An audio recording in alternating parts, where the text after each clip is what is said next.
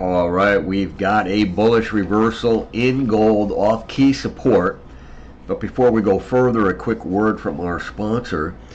This video is brought to you by XAU, the world's largest retail broker, offering ultra-fast execution with no overnight fees. Find a link in the description below.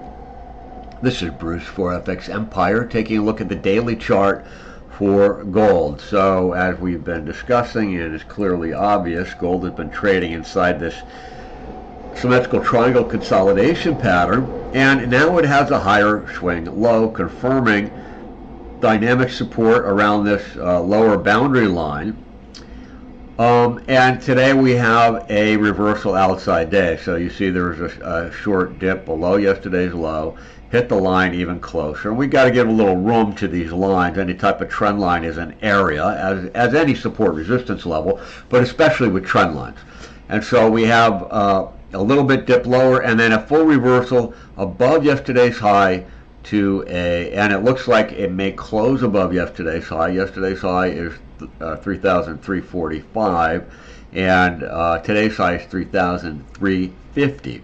So this puts gold in a position, since it is getting closer to the apex of the triangle, the potential for a breakout is increasing, and it needs to happen, or I shouldn't say needs to, but generally it's going to happen before this dash vertical line, which comes on September 3rd. And this is just a quick eyeball, okay? I haven't done an actual calculation, but just roughly, if this is going to be valid with an upside breakout, it should happen before the end of the month, roughly. So a rally above this interim swing high shows additional strength, 3,375.